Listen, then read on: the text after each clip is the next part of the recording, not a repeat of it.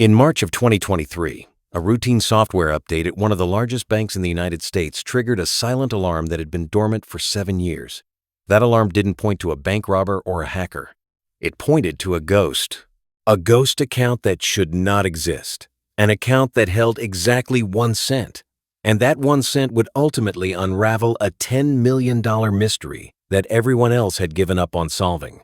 This is the story of how a tiny computer glitch exposed a criminal mastermind who believed he had committed the perfect crime. Our story begins in the summer of 2016 inches, a quiet suburb of Phoenix, Arizona. The neighborhood was the kind of place where people left their garage doors open and kids rode bikes until the streetlights came on. It was safe. It was predictable. And that's exactly what made it the perfect hunting ground. The Biltmore Trust Company was not a massive financial institution. It was a local bank with deep roots in the community. 4 branches, 12,000 customers, 43 employees. It was the kind of bank where tellers knew customers by their first names, where the branch manager attended Little League games on weekends. Trust was not just in the name, it was in the culture. On the morning of the 14th of July 2016, the bank's senior accountant, Maria Gonzalez, arrived at the main branch at exactly 7:42 a.m. She had worked at Biltmore Trust for 19 years. She knew every system, every protocol, every number by heart. Maria was the kind of woman who could spot a 1 cent discrepancy from across the room and wouldn't rest until she found the source. Her colleagues called her the Machine. Not to her face, of course. But the nickname was a badge of honor. That morning, Maria was running the weekly reconciliation report. It was a tedious task. Thousands of transactions flowing in and out. Deposits, withdrawals, wire transfers, automatic payments. The numbers scrolled across her screen in neat little rows. Everything looked normal. Everything balanced. And then she saw it. A withdrawal of $9,999.99 from a customer account she didn't recognize. The account number was 7,824-910-3,366. The customer name attached to it was Elias Vance. Maria searched her memory. 19 years of faces and names. She did not know an Elias Vance. The withdrawal was for a strange amount. Not $10,000, not $9,500. $9,999.99. 1 penny shy of $10,000. Why did that matter? Every bank employee watching this already knows the answer. Any cash transaction of $10,000 or more requires a currency transaction report to be filed with the federal government. It's part of anti-money laundering regulations. Stay under $10,000 and you fly under the radar. This withdrawal was deliberately structured to avoid triggering that report. In banking terms, that's called structuring, and structuring is a federal crime. Maria's fingers hovered over her keyboard. She felt a cold sensation creep up the back of her neck. She pulled up the full account history for Elias Vance. The account had been opened just 6 months earlier, the 12th of January, 2016. The initial deposit was $500, standard, unremarkable. But then Maria noticed something deeply troubling. Starting in February, large deposits began flowing in. $5,000, $8,000, $12,000. The deposits came from various sources. Some were described as consulting fees, others as invoice payments. A few simply said, services rendered. And then, just days after each large deposit arrived, a withdrawal would follow. Not for the full amount, for slightly less, always structured to stay beneath the $10,000 reporting threshold. The withdrawals happened like clockwork. Deposit on Tuesday, withdrawal on Thursday, deposit on Monday, withdrawal on Wednesday.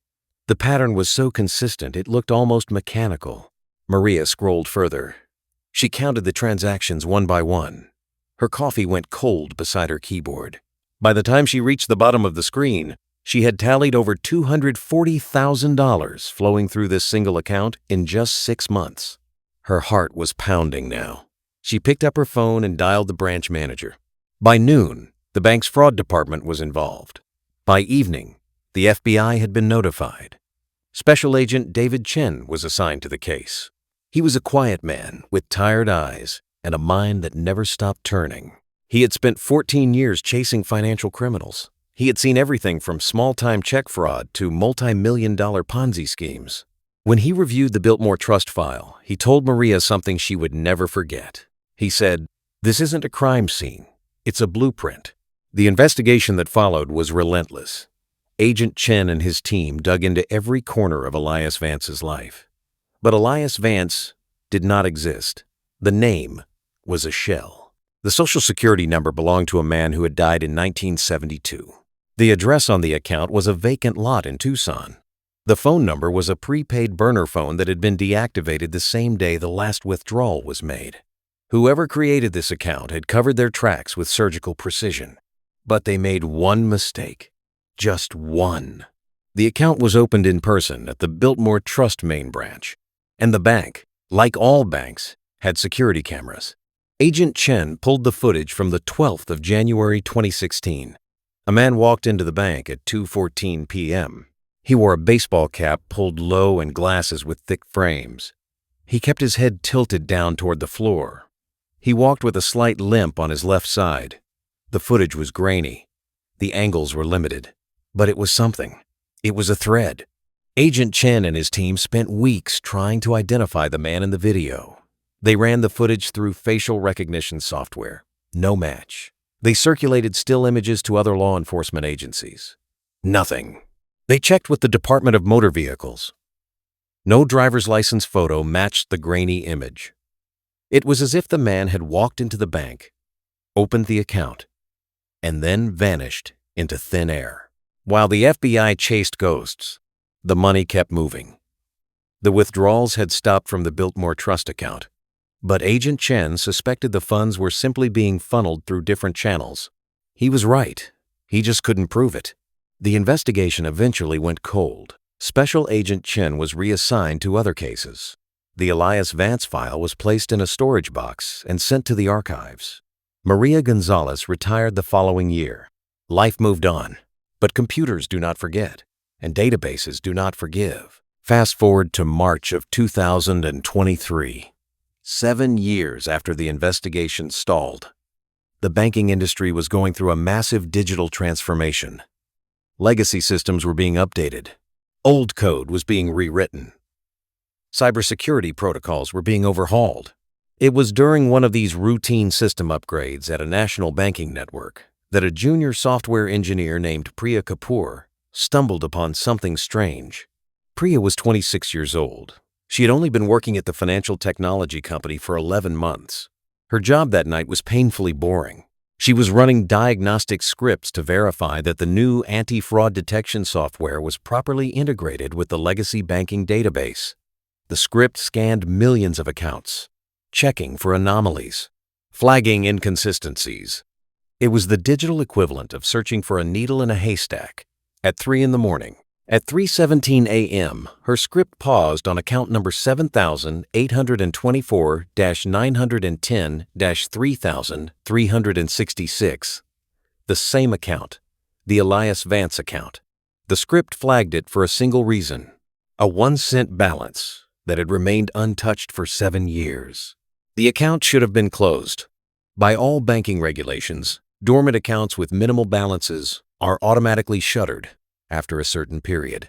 But a glitch in the old system had prevented this account from being closed. The glitch was so small, so insignificant, that no human auditor had ever noticed it. Priya almost dismissed the flag. Almost. But something nagged at her. The account's transaction history was bizarre. Huge sums of money moving in and out, all stopping abruptly. And then 7 years of silence. She pulled the account notes and saw the old fraud investigation reference number. She saw Special Agent Chen's name. She saw the words closed and unresolved. She forwarded the file to her supervisor. The supervisor forwarded it to the legal department. The legal department made a phone call. Special Agent David Chen was now 49 years old. He was 2 months away from retirement. When his phone rang that morning and he heard the words Elias Vance, he felt a chill run down his spine. He had never forgotten that case. He had never stopped thinking about the man with the limp and the baseball cap. He pulled the old file from his personal archives. He had kept a copy. Agents aren't supposed to do that. But David Chen was not the kind of man who let go easily. The new anti-fraud software did something the old system could never do. It traced the digital fingerprints of every transaction connected to the Elias Vance account. The money had been moved through a labyrinth of shell companies and offshore accounts, but the software followed the trail, deposit by deposit, transfer by transfer, and at the end of that trail, there was a name, not Elias Vance, a real name, Marcus Albright, a 47-year-old investment advisor living in Scottsdale, Arizona, a man with no criminal record, a man who attended charity galas and sponsored youth soccer teams, a man who lived in a $5 million house and drove a car worth more than most people's homes. Marcus Albright was a respected member of the community. He was also the architect of one of the most sophisticated embezzlement schemes the state of Arizona had ever seen. Here's how he did it.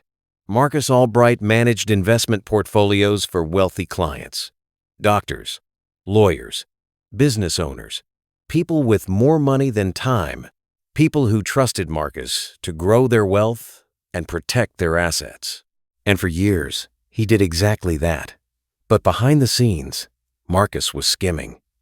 He would take small amounts from multiple client accounts, never enough to be noticed. $200 here, $500 there. He would pool these skimmed funds into a holding account and then transfer them to the Elias Vance account at Biltmore Trust. From there, he would withdraw the money in carefully structured amounts, always just below the federal reporting threshold. The cash was untraceable. The clients never noticed the missing funds because Marcus would falsify their quarterly statements to hide the discrepancies. He created fake investment returns, phantom dividends. He was a magician, and the money was his disappearing act. Over the course of 5 years, Marcus Albright stole $9,873,421.16. But the total damage was even higher than that, because the money he stole was money that should have been growing through legitimate investments. When forensic accountants calculated the lost compound interest and missed market gains, the true cost to his victims exceeded $10 million. $10 million. All uncovered because a software glitch preserved a single penny. The arrest happened on a Tuesday morning. Marcus Albright was in his home office, sipping an espresso and reviewing his clients' portfolios. He heard the knock on the door and assumed it was a delivery. When he opened the door and saw Special Agent Chen standing there with 6 other federal agents, the color drained from his face. He did not run. He did not fight. He simply lowered his head and said 4 words. I knew this day would come. The trial lasted 6 weeks. Marcus Albright's defense team argued that he was a victim of a gambling addiction. They painted him as a broken man who made terrible choices. But the prosecution presented a different picture. They showed the jury the meticulous planning, the fake identities, the burner phones, the offshore accounts. This was not impulse. This was architecture. This was a man who built a cathedral of lies and worshipped at the altar of greed. In the end, Marcus Albright was sentenced to 18 years in federal prison. His assets were seized. His house was sold. His reputation was reduced to ash. The victims received partial restitution, though most of the money was long gone, spent on luxury vacations and high-stakes poker games, and a lifestyle that was never truly his to afford. The 1 cent that started it all is still there, sitting in account number 7,824-910-3,366. The bank has tried to close the account multiple times, but the case is now considered evidence in an ongoing investigation into Marcus Albright's potential accomplices. Federal prosecutors believe he may not have acted alone. The investigation continues. The penny remains, a silent sentinel, a digital monument to the moment a criminal empire collapsed under the weight of its own arrogance. Special Agent David Chen retired 2 weeks after Marcus Albright was sentenced. At his retirement party, Someone asked him what case he was most proud of. He didn't hesitate. He told the story of the 1-cent glitch. He told the story of how a junior software engineer working the night shift caught a criminal mastermind. He told the story of how the smallest things can bring down the biggest lies. And then he raised his glass and said, "Never underestimate the power of a single penny." Here's what stays with me about this case. Marcus Albright was a genius. He built a scheme so complex, so layered, so perfectly hidden, that it fooled federal investigators for 7 years. He was a phantom, a ghost, untouchable. And yet, in the end, he was destroyed by 2 things he never saw coming: a software update he didn't know was happening, and a penny he forgot to take. It makes you wonder, what other ghosts are hiding in the machines around us? What other secrets are buried in databases, waiting for a glitch to bring them into the light? The digital world we live in is vast and complicated and full of shadows. But shadows cannot survive the light forever. Eventually, the code updates. Eventually, the system scans. Eventually, the truth catches up. If this story sent a chill down your spine, imagine how Marcus Albright felt when he opened his front door and saw the FBI standing on his porch. Let me know in the comments what you would have done if you were the one who discovered that 1-cent glitch. Would you have flagged it? Or would you have scrolled right past it? I read every comment, and I'm genuinely curious what you think. And if you want more stories about the hidden cracks in the system and the criminals who fall through them, make sure to hit that subscribe button and turn on notifications. This is just the beginning. There are so many more glitches, so many more secrets, and so many more pennies waiting to be found. Thanks for watching. I'll see you in the next one.